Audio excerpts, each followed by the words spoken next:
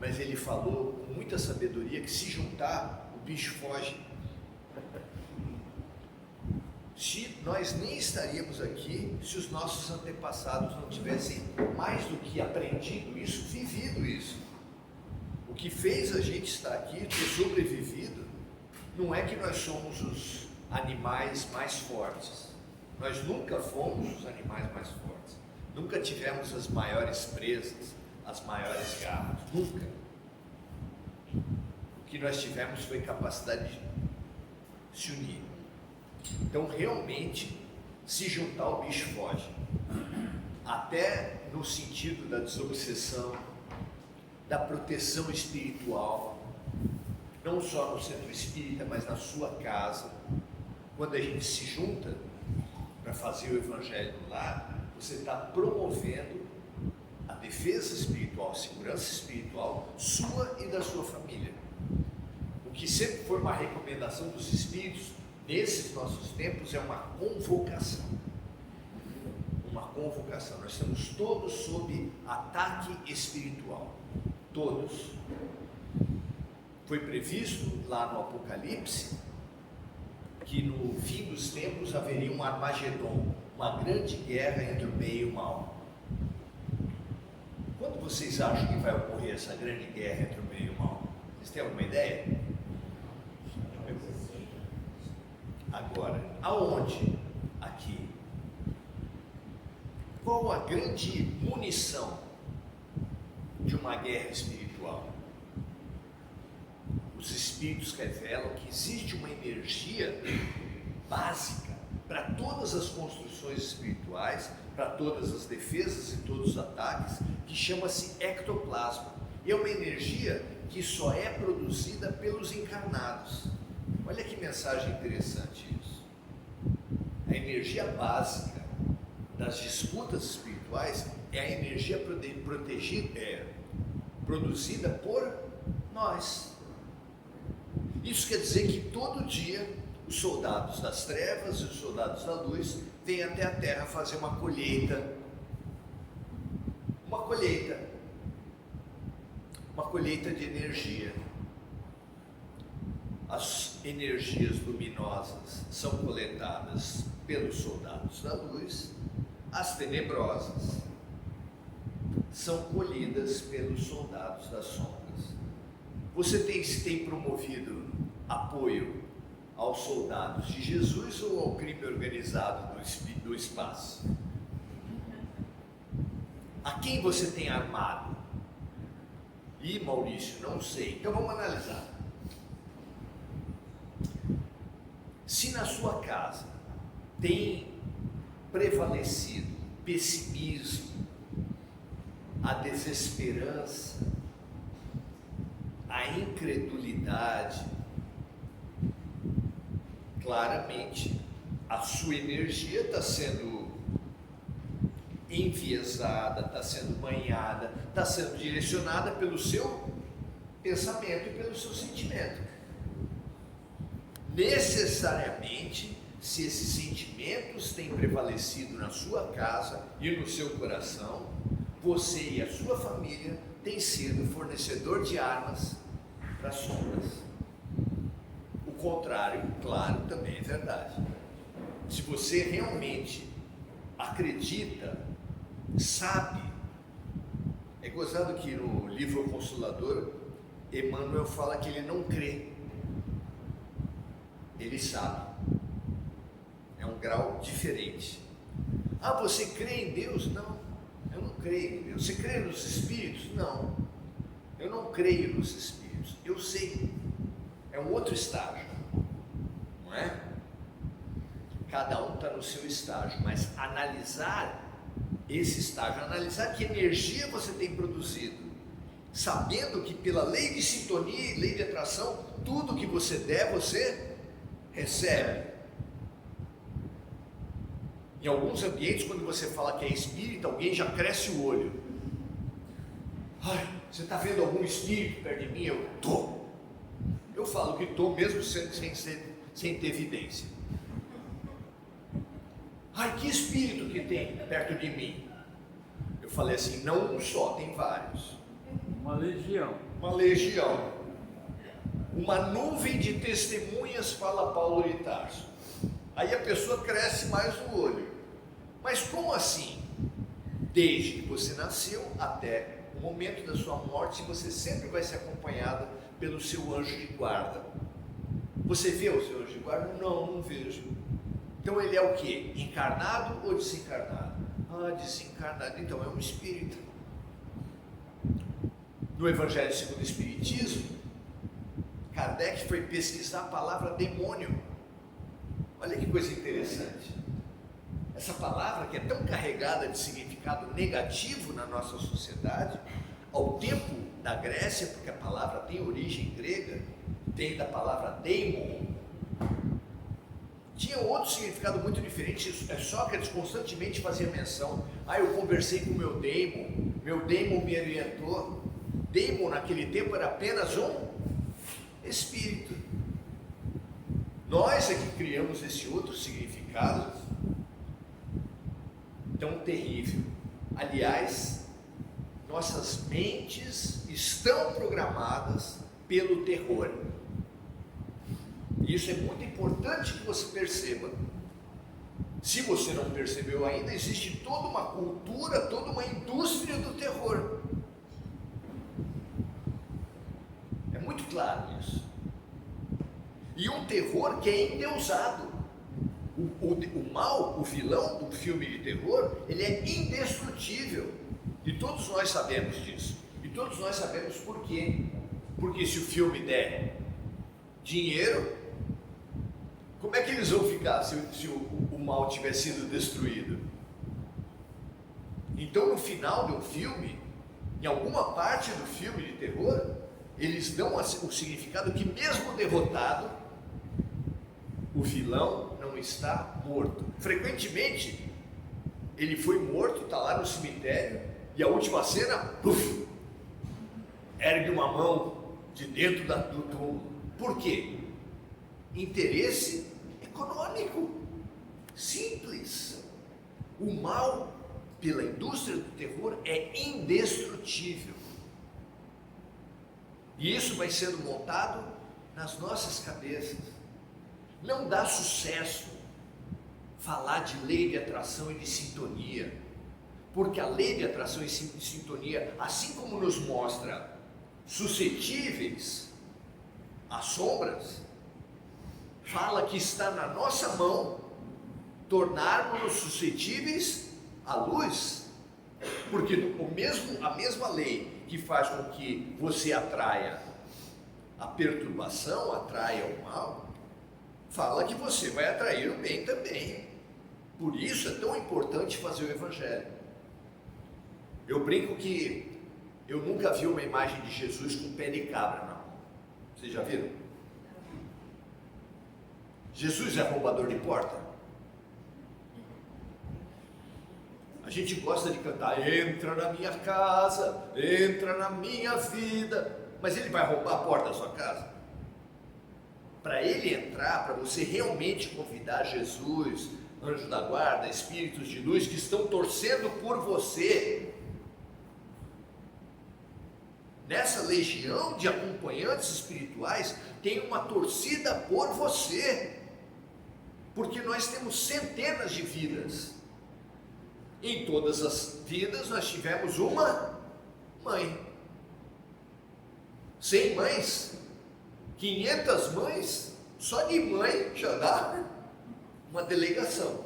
Quantos ônibus de mãe? 10 ônibus de mãe, se cada ônibus tiver 50 mães. Olha só, a tua torcida está cheia, mas você também pode ter filhos, irmãos, amigos. Quantos estão torcendo por você? Ter essa consciência é extremamente importante para todos nós. Sabe por quê?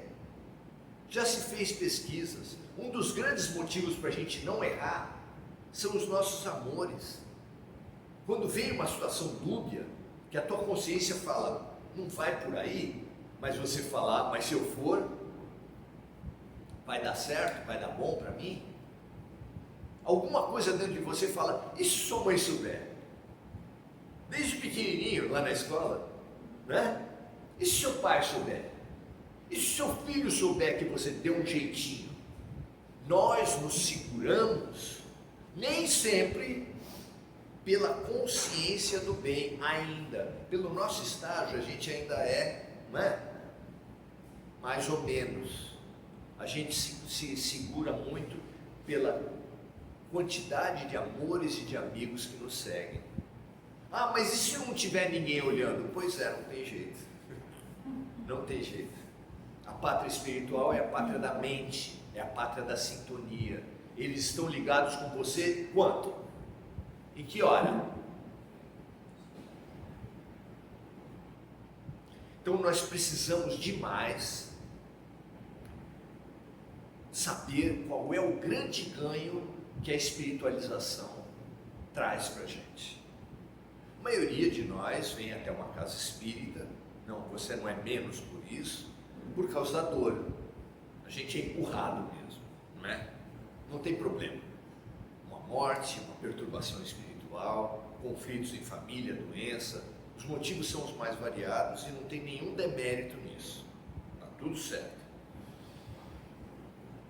Mas alguns de nós começam a falar assim, depois de se aproximar, resolve o problema e ir embora, se aproxima, resolve o problema e ir embora, a gente, depois de fazer isso umas 3, 4 vezes, alguns de nós falam assim, eu já estou maduro para procurar uma relação mais constante, não quero ficar com Deus, eu quero casar.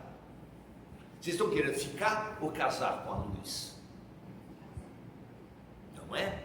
Vocês querem mais? Porque isso é um problema, gente. Vocês não lembram disso?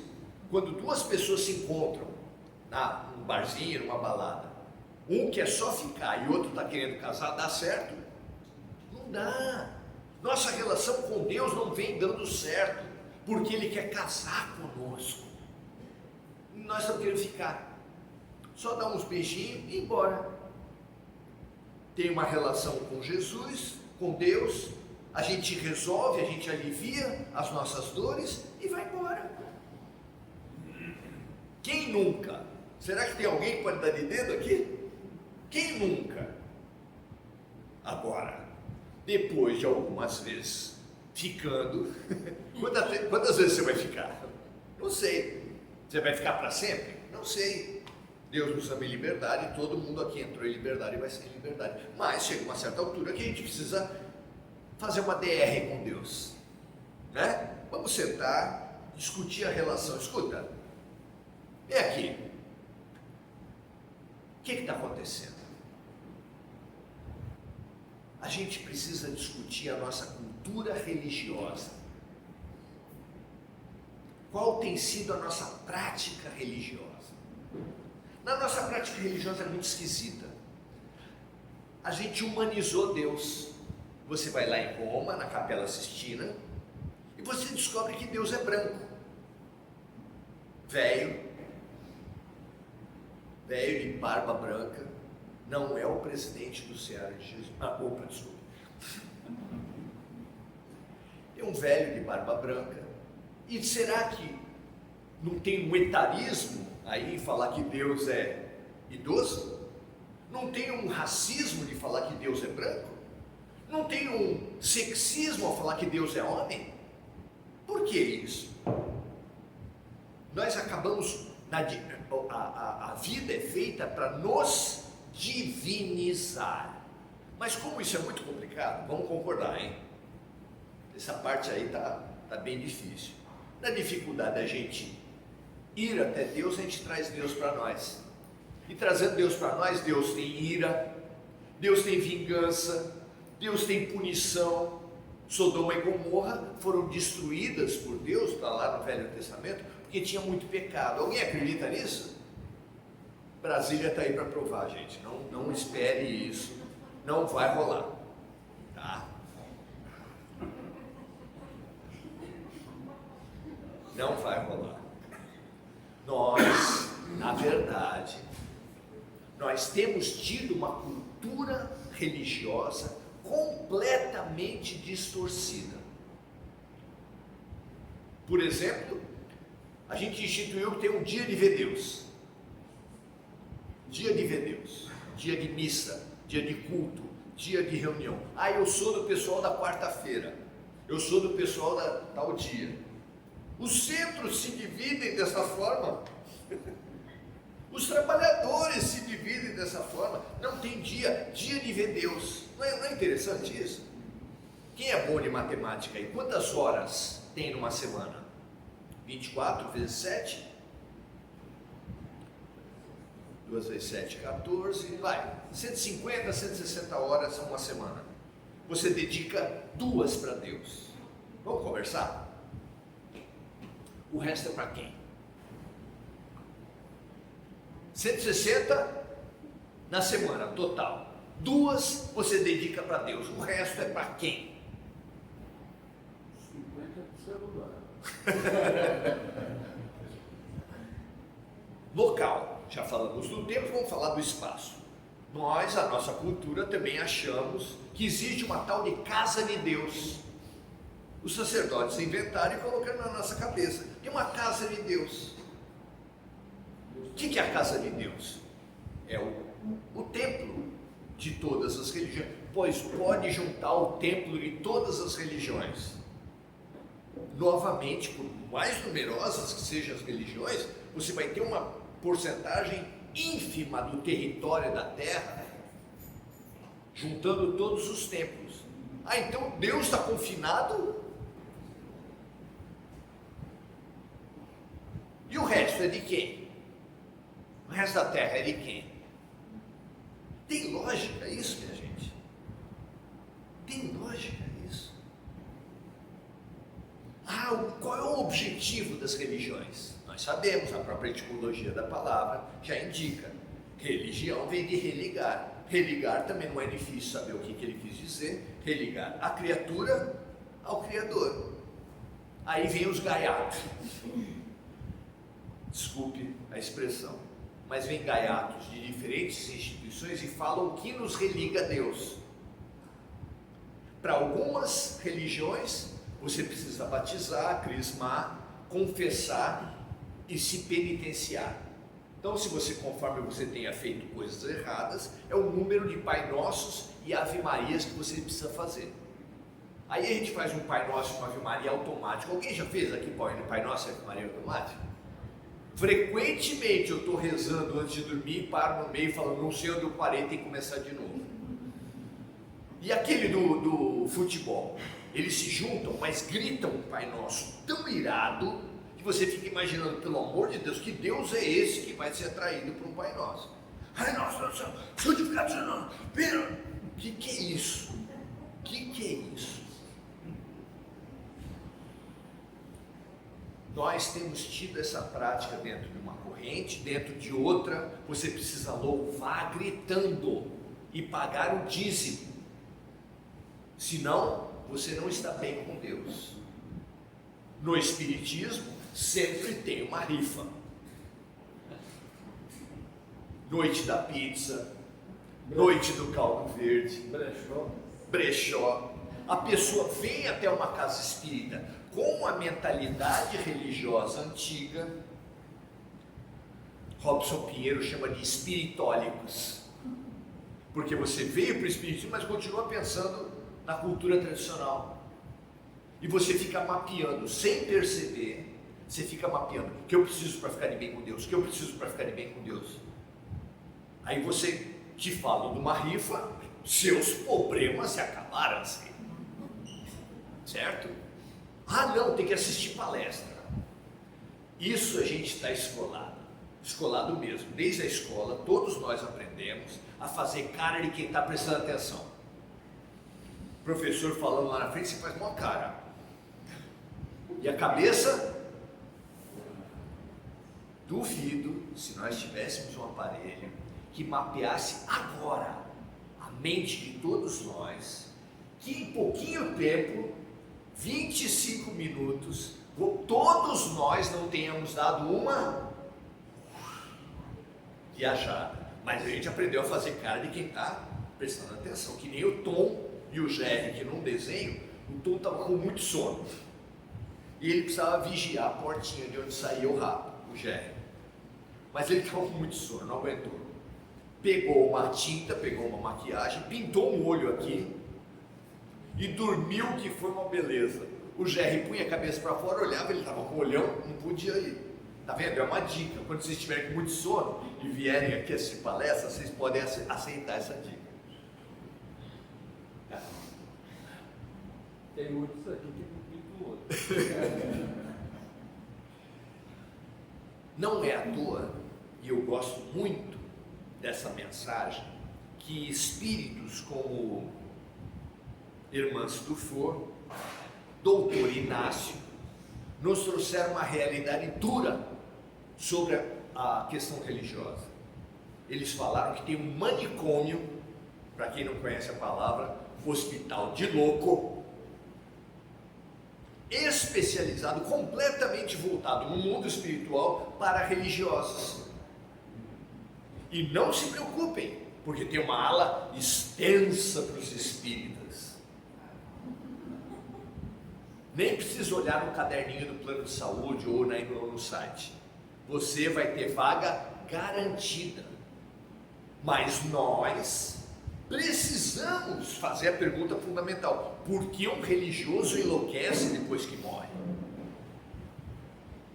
Precisamos perguntar agora. Eles estão pedindo que pergunte agora porque não tem mais vaga. Está cheio. Espírita tem de monte. Nós precisamos rever a nossa cultura religiosa, pelo menos para não ficar louco. Porque a pessoa vem para estar na Terra, cumpre obrigações religiosas ditadas por homens, por sacerdotes, por pessoas, sugestões evidentemente interesseiras, e espera ficar de bem com Deus. Então eu tenho uma dívida com ela, vou cobrar, e ela fala: não, eu já paguei para o Rui. Tua dívida é comigo, o papo é reto. Não dá para pagar para outra pessoa. Você nunca vai ficar de bem com Deus, cumprindo obrigações dos homens. Quanto tempo a gente vai demorar para entender isso? Quanto tempo? Quantas vezes você vai ter que saber que uma religião estava direcionando voto nas eleições? Quantas vezes você vai precisar perceber que muitas das religiões são desvio de dinheiro? Quantas vezes você vai ter que ouvir essa tragédia dos nossos tempos, que é o uso do espaço religioso para satisfazer taras sexuais dos líderes? Por que uma pessoa é levada para um quartinho, como foi o caso terrível do João de Deus? Essa pessoa ouve que o guia está mandando ela fazer A, B e C, e a pessoa faz. Por quê? Deve ser alguém burro. Não simplifique. Existe um pacto de mediocridade nas religiões. Só tem gente vendendo facilidades. Por quê? Por que tem gente vendendo facilidades? Claro! Tem muita gente querendo atalho. Tem muita gente querendo achar um caminho facilitado 10 vezes no cartão. E essas pessoas que eu estou falando são só os outros. Aqui não, né? Pensa bem, gente. O que de verdade nos une a Deus? Essa vai cair na prova. Vamos lá. A gente já falou de várias coisas que a nossa cultura nos vendeu e que a gente comprou como se nos unisse para Deus. Qual é a chave que nos une a Deus? Vamos lá. Serviço. Amor. Segundo Jesus, a definição da chave, da ponte que nos liga a Deus é amor. Qual é o maior mandamento? Perguntaram para o mestre. Ouve, ó Israel, amarás o Senhor teu Deus de todo o teu entendimento, com todo o teu coração, de toda a tua alma. Mas há um segundo mandamento que é semelhante ao primeiro. Disse ele: amarás o teu próximo como a ti mesmo. Ou seja, são 3 amores: a mim, ao próximo e a Deus, reunidos num só. Vocês acham, se o tema da vida, segundo Jesus, é o amor, se o que nos religa a Deus é o amor, não é o dízimo, não é a hóstia, não é nem a rifa, o que nos une a Deus é o amor, nós devemos estudar seminários de amor. O que é o amor? Vamos tentar entender, porque nos nossos tempos, um casal está vivendo conjugalmente, a mulher resolve se separar e o homem mata. É isso que nós estamos vivendo. Mata-se uma mulher por ela decidir. Como uma mulher vai decidir separar? Que direito ela tem se ela é minha mulher? Não pode. Quer separar? Mata. Isso é amor? Mas vai falar com o homicida, ele vai falar que matou por amor. Tem muita gente que adora cachorro, e o cachorro nem consegue andar na rua, ele é tão gordo. Tem gente que a título de amar planta, coloca tanta água que mata. Já perceberam isso? Eu ouvi dizer que tem gente que mima filho. Vocês já ouviram falar isso? Se você é avô, você deve ter se dado esse direito. A avô pode, não é? Eu estou nessa categoria. A gente acha que avô pode.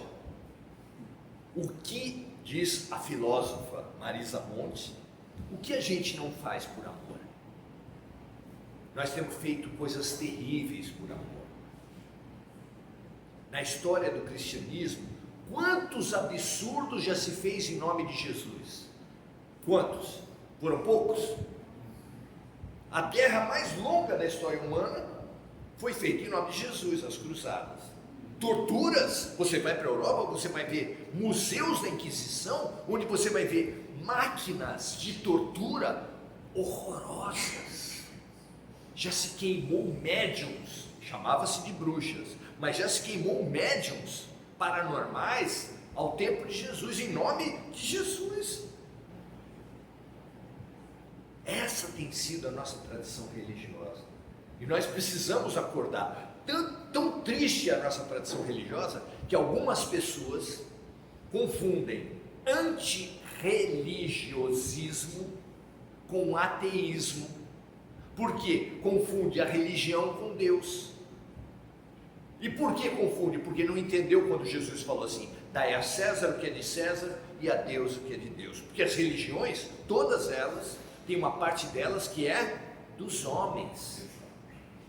Uma parte enorme das religiões é feita pelos homens, e você precisa ter o quê?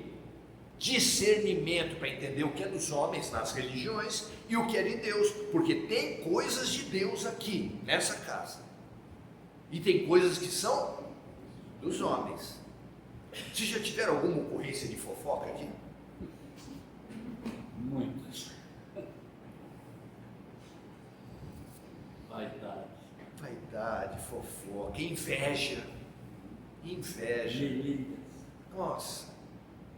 Tem até umas coisas bem estranhas. Lá em São Vicente, que quase tudo quanto é poste tinha a cigana do amor. Traga o seu amor de volta já. Quase que eles escreveram a coisa da Sears, lá, satisfação garantida, o seu dinheiro de volta. Nós fazemos muita coisa dizendo que é por amor, inclusive na religião.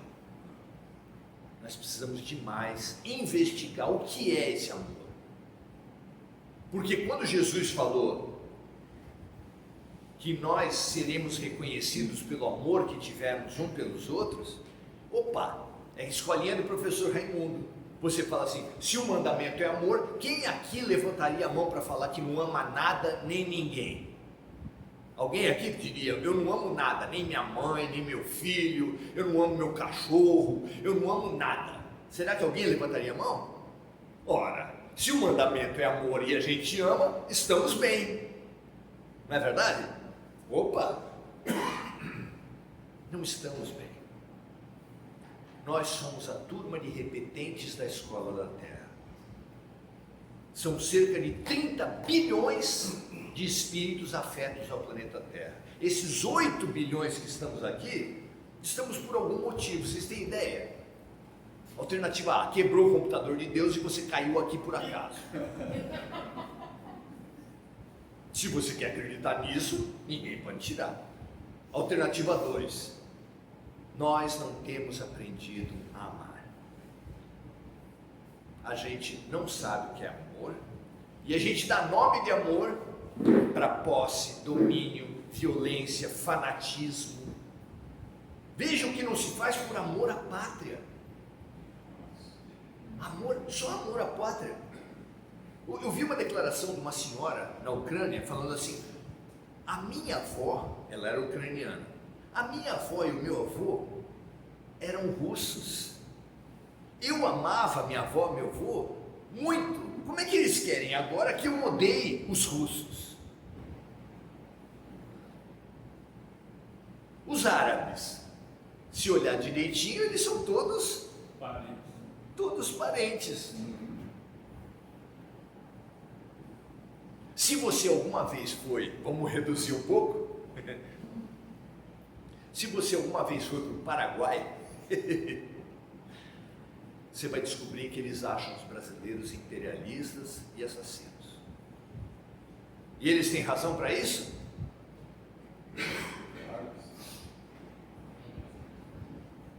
Imagina hoje juntar Argentina, Brasil e Uruguai contra o Paraguai.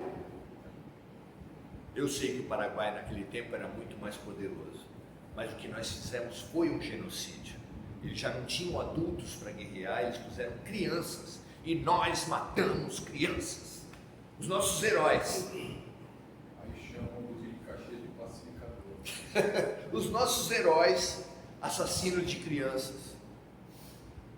Nós precisamos demais rever o nosso conceito e a nossa prática de amor. Porque dizem os espíritos, disse no budismo tibetano, que a origem de todos os males vem da ilusão da separatividade. Você acha que você é separado dos outros. No espiritismo, os espíritos falam que a origem de todos os males vem do orgulho e do egoísmo. É a mesma coisa. Nós, se crêssemos mesmo na reencarnação, jamais poderíamos ter orgulho de raça. Porque, vou revelar para vocês, os brancos aqui não são brancos, os negros aqui não são negros, e os mais ou menos também não são mais ou menos. Os homens aqui não são homens, as mulheres não são mulheres, os brasileiros aqui não são brasileiros, nós apenas estamos. E quando você se apega demais na sua raça, no seu sexo, na sua nacionalidade, você vira um violento. A base de toda violência é acreditar na roupa. Imagina aqui que eu fizesse uma dinâmica, que eu pedisse para as pessoas que tivessem de preto para cá, de azul para lá, de amarelo para lá, de verde para colar, e passassem a guerrear e a se massacrar uns aos outros por causa da cor de camisa. O que vocês iam falar para mim? Eu desse um comando para vocês: matem-se. Matem-se por causa da cor da camisa. Vocês iam falar para mim assim: Maurício, meu amigo, meus parentes estão com uma cor de camisa diferente, eu não vou atender esse comando, pois o que vocês estão vestindo, o que nós estamos vestindo, isso aqui, ó, não passa de roupa, não passa de roupa. A perspectiva espiritual é o grande ganho que nós podemos ter numa doutrina religiosa. Passar a olhar com olhos de eternidade. É isso que é o grande ganho. Então, a gente vem para cá para ter um alívio disso, um alívio daquilo, para afastar um espírito, para fazer isso, mas o grande ganho, a grande chave para a nossa vida é você olhar tudo que você está vivendo com uma perspectiva maior. Esse é o grande É parecido com aquelas pessoas que vão numa recepção e se entopem do salgadinho, aquele primeiro salgadinho que vem, mas come tanto daquele salgadinho que quando chega o prato principal, que é uma maravilha, não tem mais fome. A gente fica se iludindo com a saciedade, com o efeito, com o alívio que o Espiritismo traz. E venha sempre: vinde a mim todos vós que estáis sobrecarregados, porque eu vos aliviarei. E aqui nós estamos com Jesus e vamos aliviar sempre.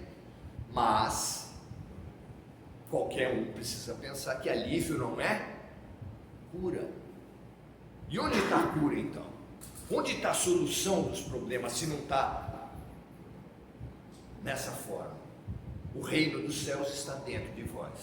A tua fé te salvou. Busque antes o reino dos céus e tudo mais te será acrescentado. Ou numa síntese perfeita, ajuda-te e o céu te ajudará.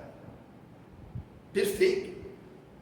Ninguém vai receber nada, uma mudança definitiva da vida, de graça. Nem um político vai te dar, e você pode pensar em quem você quiser, eu não vou dar exemplo. Nenhuma religião vai resolver o teu problema, nem mesmo aquele ideal romântico que passaram para a gente.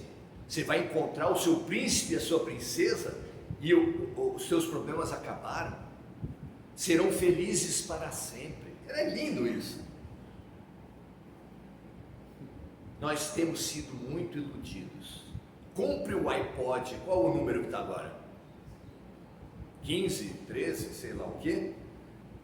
E você vai ser feliz. Você compra e fala assim, e sai andando, né? Porque tem que ostentar. Não basta fazer as coisas, tem que ostentar.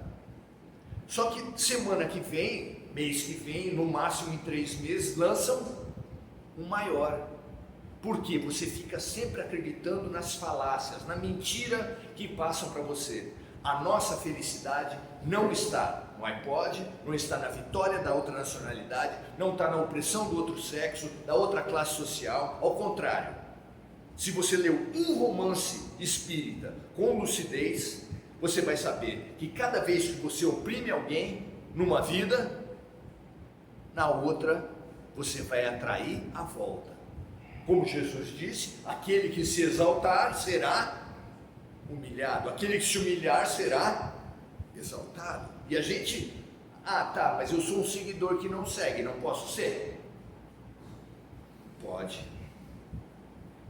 Todo seguidor que não segue, toda a alma que não acompanha uma escola, mesmo uma turma de recuperação, no final nós estamos passando por provas, e numa escola, aqueles que não passam na prova, o que acontece com eles? Vão para o inferno? Vão sofrer no azeite quente? Vão passar mal por toda a eternidade, como a da velha teologia passa para a gente? Não, não existem infernos. Aqueles que não passarem, que não acompanharem a mudança da terra, vão apenas fazer o que? Na escola acontece o que? Repete. Repete. E não por toda a eternidade, repete por algum tempo para ver se acorda. Agora nós estamos vivos. A gente pode acordar quando? Agora. Ter práticas de religação com Deus quando? Agora. Onde? Só aqui? No trânsito. No trânsito é muito difícil. Na rede social, aí ficou mais difícil. No casamento, na família, no condomínio, na discussão política. É ali que se mostra quem dá importância para as verdadeiras coisas, quem não está iludido com coisas dos homens e quem busca os valores de Deus. Tem muita gente buscando os valores de Deus. É fácil olhar para os outros, está difícil. Agora, e nós? Nós que hoje, por obra a gente chama de acaso, né? Por obra do acaso, que apesar da chuva nós estamos aqui. Como nós estamos? Nós estamos iludidos com as receitas de felicidade dos homens, ou a gente está percebendo o ideal divino de religação com Deus? Ah, mas e quem percebe isso faz o quê? Qual é o que define quem está realmente buscando amor? A gente podia fazer uma ONG aqui, os buscadores do amor. Buscadores do amor. Vocês se identificam como nós estamos? Nós estamos iludidos com as receitas de felicidade dos homens, ou a gente está percebendo o ideal divino de religação com Deus? Ah, mas e quem percebe isso faz o quê? Qual é o que define quem está realmente buscando amor? A gente podia fazer uma ONG aqui, os buscadores do amor. Buscadores do amor. Vocês se identificam com essa tese? Os buscadores do amor? Chico Xavier fala que os assassinos e os criminosos são apenas buscadores de amor que adoeceram, entenderam mal a coisa. A gente entende tão mal que quando sai da rua para transar, a gente fala assim: vou fazer amor. Faz concurso de quem beija mais na balada. Você pode ganhar pereba na boca, mas amor não é o caso. Todo dia a vida nos dá situações. E nos traz situações por lei de atração. Nós temos um campo eletromagnético que os antigos nas religiões chamavam de aura. E hoje a física quântica chama de campo eletromagnético. E esse campo, estando doente, ele atrai pessoas. E essas pessoas que atraem a vida, que a lei de Deus faz com que cheguem para você, são pessoas que são atraídas para você se reharmonizar. Você tem espelho em casa? Duvido que alguém não tenha um espelho em casa. Todo mundo tem espelho em casa.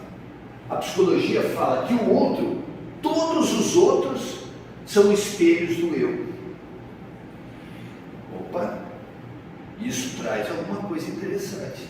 Imagina, eu vou te mostrar minha casa, mostro um quadro e falo que quadro horrível. Aí você fica meio constrangido, porque você está na minha casa e eu estou xingando o quadro da minha casa. Aí a gente vai para outro cômodo e eu falo para ela: esse quadro é horrível. Você fica mais constrangido ainda. No terceiro você não aguenta e fala: Maurício, não é quadro, é espelho.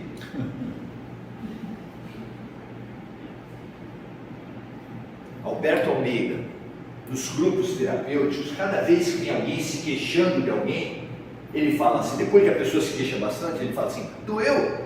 É teu. Tanta gente ruim na Terra, alguns só perturbam você. É assim ou não é? A gente precisa olhar para o espelho. E quando a gente olha para o espelho, a gente faz o que na frente do espelho? Quem tem cabelo, se arruma, não é? Mas você dá uma olhada na camisa, você dá uma melhorada. O espelho, que é o outro, foi colocado para nós pela lei de atração para que você se arrume. Ao invés de brigar com o outro, ao invés de se queixar do outro, ao invés de achar que o inferno são os outros, como colocou Jean-Paul Sartre, famoso filósofo francês, talvez a gente já esteja na maturidade para falar assim: não quero mais culpar o outro, não quero mais me iludir com as felicidades humanas, mas quero buscar a receita de nosso Senhor Jesus Cristo. A cada dia, buscar as receitas de amor que Deus está te propondo naquele momento. Chega de eles terão olhos, mas não veem, eles terão ouvidos, mas não ouvem.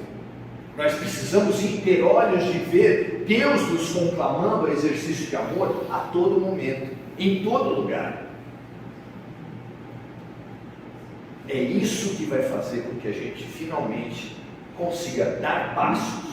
Nessa encarnação não vai rolar a gente ser amado como Jesus amou. Mas reconhece o espírita não pela perfeição, não por amar como Jesus amou, mas por ser hoje um pouco melhor do que ontem, e se esforçar por ser amanhã um pouco melhor do que hoje. A boa vontade é o que vai determinar a nossa real avanço ou a nossa estagnação no homem velho, na violência e no egoísmo. Perfeito.